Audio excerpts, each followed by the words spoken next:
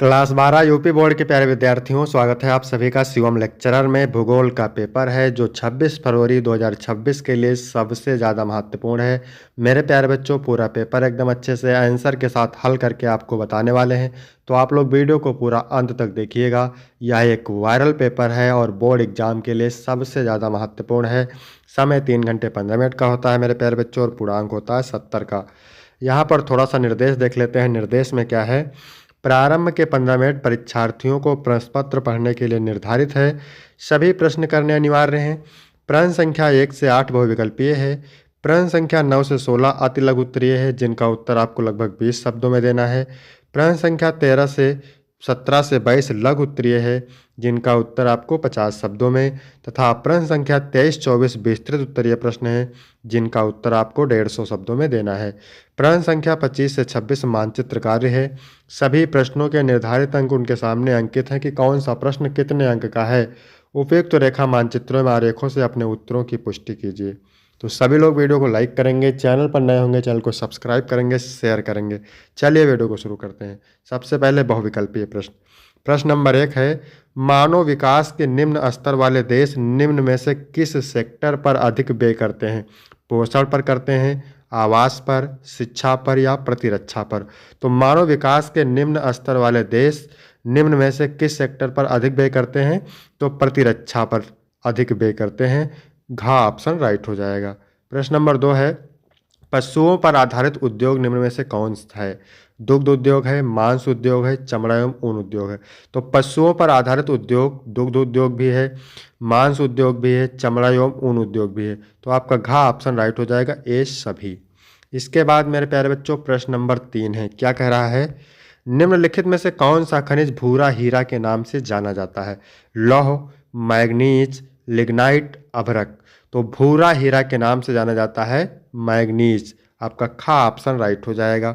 यदि आपको इसका पीडीएफ चाहिए तो डिस्क्रिप्शन में टेलीग्राम की लिंक मिल जाएगी, वहां से टेलीग्राम ज्वाइन करेंगे, आपको पीडीएफ मिल जाएगा। इसके बाद प्रश्न नंबर 4 है, निम्नलिखित में से कौन सा बंदरगाह भारत के पूर्वी तट पर अवस्थित है? मंगलुरु, हल्दिया, तूतीकोरिन, मार्मुगाओ। तो मेरे प्यारे बच्चों, हल्दिया बंदरगाह भारत के पूर्वी तट पर स्थित है। का ऑप्शन राइट हो जाएगा। वीडियो सभी लोग लाइक करेंगे, शेयर करेंगे, चैनल को सब्सक्राइब करेंगे।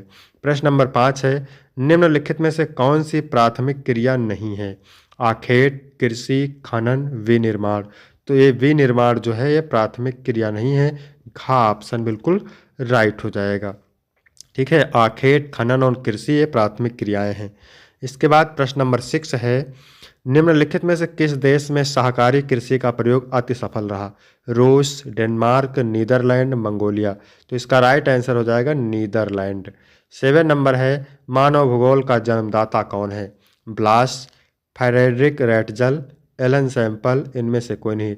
तो मानव विकास का जन्मदाता कौन है? रैटजल, फ्रेडरिक रैटजल। खा ऑप्शन राइट हो जाएगा। इसके बाद प्रश्न नंबर 8 है, मलिन बस्तियां सर्वाधिक हैं? महाराष्ट्र में, राजस्थान में, तमिलनाडु में, केरल में। तो मलिन बस्तियां सबसे ज़्यादा तमिलनाडु में हैं। गा ऑप्शन राइट हो जाएगा। इसके बाद है अति लघु उत्तरीय प्रश्न। ठीक है, तो प्रश्न नंबर 9 क्या कह रहा है? प्राकृति का मानवीकरण से क्या तात्पर्य है?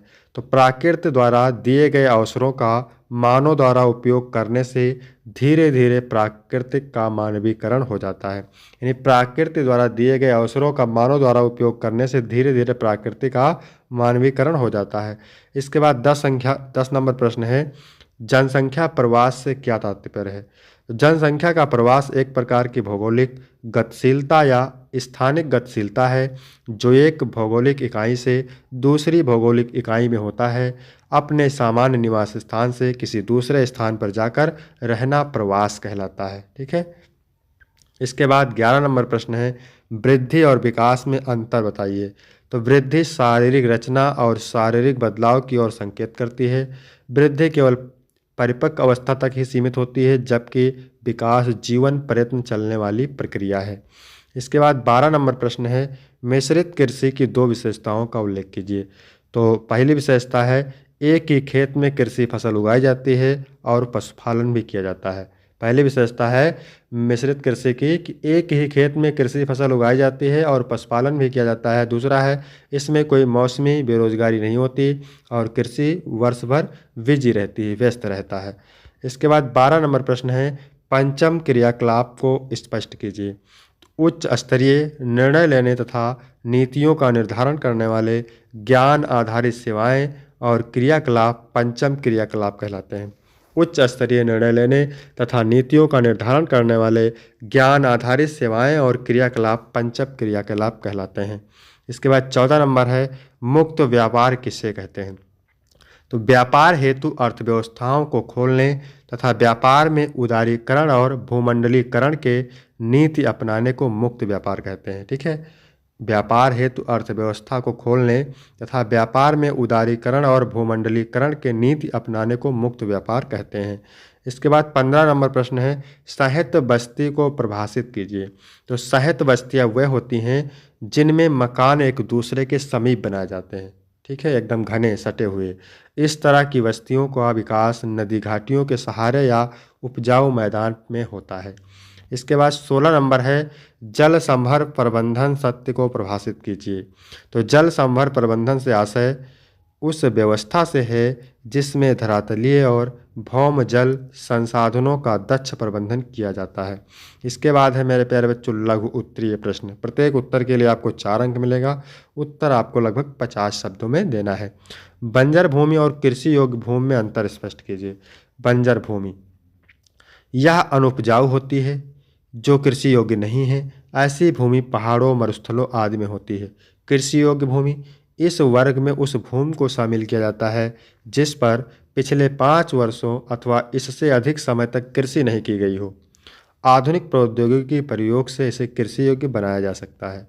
इसके बाद 18 नंबर प्रश्न है, इंदिरा गांधी नहर के कमान क्षेत्र के 4 लाभ लिखिए।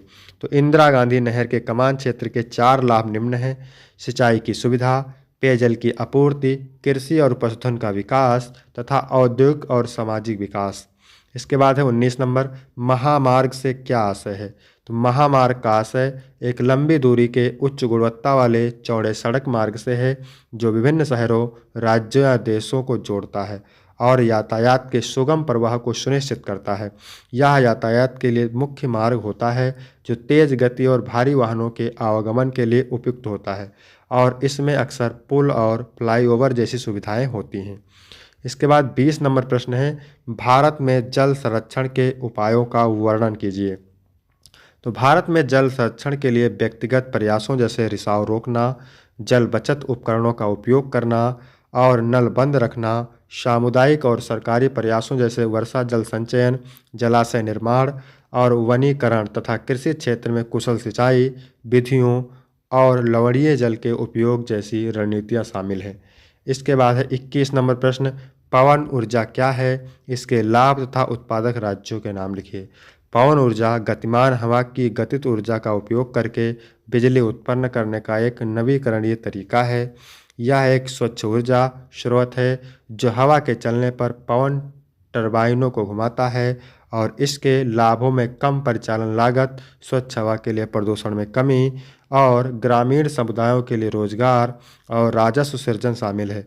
भारत में प्रमुख पवन ऊर्जा उत्पादक राज्यों में गुजरात, तमिलनाडु, कर्नाटक, महाराष्ट्र और राजस्थान शामिल हैं। इसके बाद में है 22 नंबर, क्या कह रहा है, मानव और पर्यावरण के बीच संबंधों की व्याख्या कीजिए। तो मानव और पर्यावरण के बीच संबंध परस्पर निर्भरता और प्रभाव का है। जहां मानव जीवित रहने के लिए पर्यावरण से संसाधन प्राप्त करता है और अपनी गतिविधियों से पर्यावरण को प्रभावित करता है।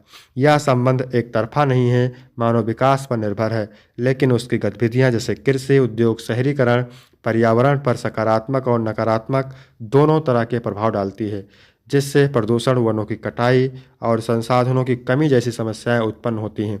संतुलित उपयोग के लिए इन संबंधों को समझना और एक टिकाऊ संतुलन बनाए रखना आवश्यक है। इसके बाद मेरे प्यारे बच्चों दीर्घ उत्तरीय प्रश्न है। 23 नंबर प्रश्न है, मानव विकास के उपागमों का उल्लेख कीजिए। मोस्ट इंपॉर्टेंट है, इसको आप तैयार करेंगे। अथवा करके दिया है, सहकारी कृषि एवं सामूहिक कृषि पर टिप्पणी लिखिए। तो वेरी वेरी मोस्ट इंपॉर्टेंट है, इनको आप तैयार करेंगे। 24 नंबर प्रश्न है, भारत के घटते लिंगानुपात के कारणों का उल्लेख कीजिए अथवा भारत में कोयला उत्पादक क्षेत्र का वर्णन कीजिए। तो ये भी दोनों इंपॉर्टेंट हैं। इसके बाद है 25 नंबर प्रश्न। क्या कह रहा है?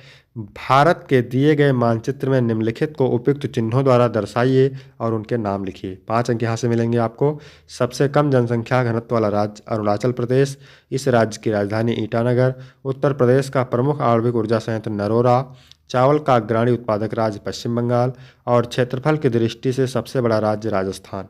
इसके बाद 26 नंबर प्रश्न है, विश्व के दिए गए रेखा मानचित्र में निम्नलिखित को उपयुक्त चिन्हों के द्वारा दर्शाइए और उनके नाम लिखिए। 5 अंक का ये भी है मेरे प्यारे बच्चों।